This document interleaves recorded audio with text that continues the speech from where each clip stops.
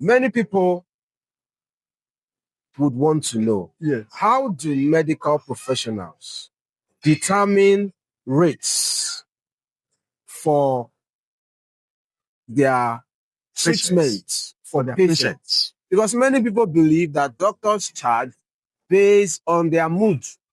In fact, a friend once jokingly said, if you are going to see a doctor, Yes. don't dress nice, dress beggarly, and be begging them so that they won't give you high bill. That's in a private hospital. That's in a private hospital. Eh? I love that. Eh? You know, there is a market in Ibadan here, Oje Market, Okay. where things are really relatively cheap. Okay. But if you dress gorgeously, and I've had the same thing, that rich people also, they change it to one of their own dresses. Yes. Far.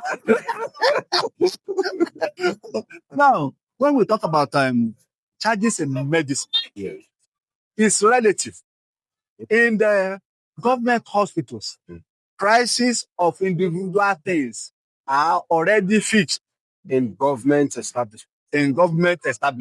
Okay. And they review it from time to time. So there's usually a price list Okay. that the clerical officers will look at. They don't know it.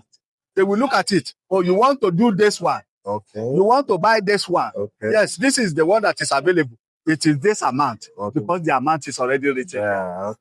But in a private hospital, Okay. no, it's not like that. Yes. Are you following me? Let me even tell you an example. If somebody wants to do an operation, you cannot charge the person based on the dress. Because you do not know what you are going to find when you are doing the surgery. You will think of whether the person will need the blood, and giving blood requires using certain things in the hospital, giving certain medications in the hospital. So such things will be added. Even though the person may not need the blood, that is no problem. Because even in a government hospital, they will pay for processing the blood, and then they will bring people to supply blood. If they don't need the blood, they will return it to blood bank. For people that need it, it's not a matter of mood.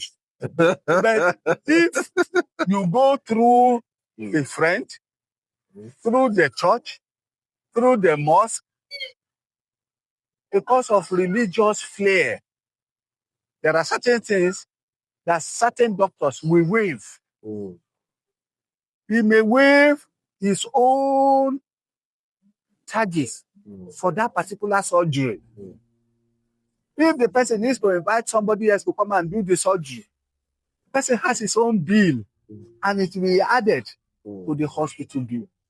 On daily basis, in the hospitals, in the government hospitals, there is bed charges, nursing care. Are you following me? That is the thing. Apart from the medications that they will be buying for themselves. How would you advise our viewers watching to take care of their health?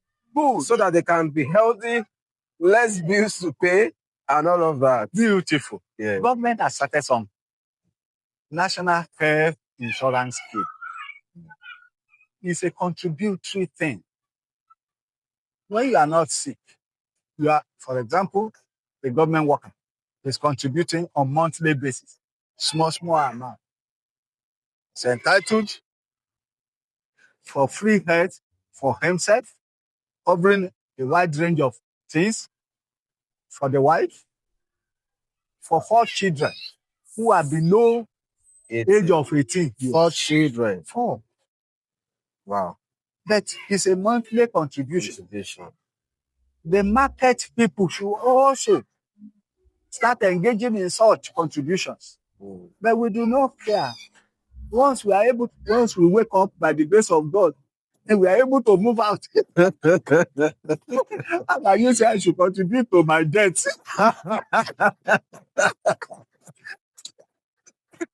Like, am I not calling sickness to come? But we are not. And that is the type of thing. This type of contribution. In fact, elderly people will be benefiting because they won't be contributing. But they will be benefiting from such things. Retirees will no longer be contributing, but they will be benefiting From this type of things. They will say, if I'm not sick, will they give back my money to me? or some people will feel, okay, if I contribute for this month and I did not use the hospital, would that my money not have wasted like that? That you do not know when you will be sick and the type of sickness, the type of money it will need at that particular time.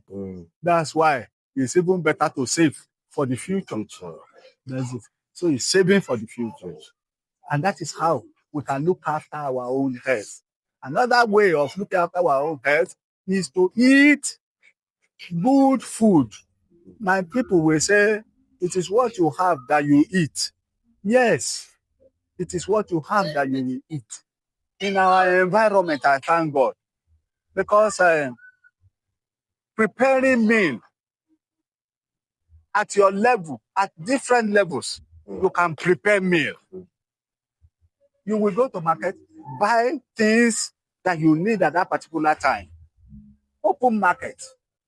Look for where cheap markets are. Farmers market. Things are fresh and they are cheap. Buy such things. Buy the vegetables. Buy fruits as part of your gari, your fufu, your pounded yam, your bread, your rice. That is how to look after ourselves, to look after our health. And another thing, to look after our health is to check medically. Regular checkup. On regular basis. Once a year, if you are not found to be hypertensive or diabetic, but at least six months, if any member of your family is known to have diabetes or hypertension, let's go and check. The check is cheap. And as you see yourself, then you will know the type of things you should stay away from, the type of things you can easily eat. That is how we will maintain ourselves. It's not all the time that we cook our food before we eat. There are certain leaves that we can eat raw. But because we always want sweet things. Oh, yes. If I tell you now that take 3 leaves of bitter leaf in the morning, you say, when God is not punishing me, why should I be punishing myself? That is it. But God has put them there for us to eat so that we can be healthy. Then we say, no, this one is too much. This is punishment. It is not punishment. Doing exercise.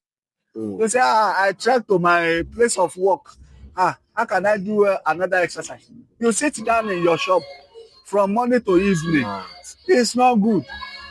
After sitting for about 2 hours, stand up, move around in your shop as if you are looking at the goods that you have on daily basis. Move around. Maybe for some 15 minutes. Go back and sit down.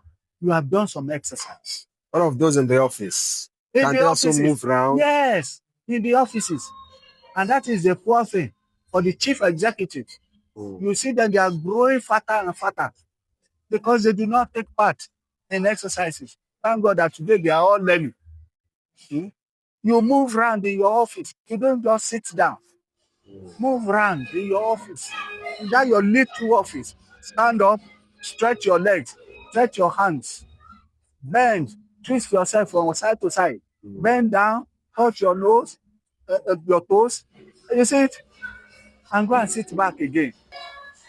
There is one of your story where you said somewhere that you almost missed it when you were in medical school and you left your studies and started going for evangelism, and it took a negative turn on your result. Can you tell us about that? Maybe then you were thinking, you want to be a pastor, and you left medical. Yes. You see, when Solomon was talking, Solomon said, vanity upon vanity. All is vanity. After I gave my life to Christ, and the zeal of God consumed me. Okay. To the point that I looked and said, all these things, of what use will they be said? That was a time of growing. Okay. And I was going to pray that God should make me an evangelist. And my joy was going to evangelize. I will go on my own. I will spend my money to visit my converts in the villages during the week, the weekdays. Why are you supposed to be studying? While I'm supposed to be studying. Exam came. The workload was much. It told the negative effect on my work. You said, then I learned.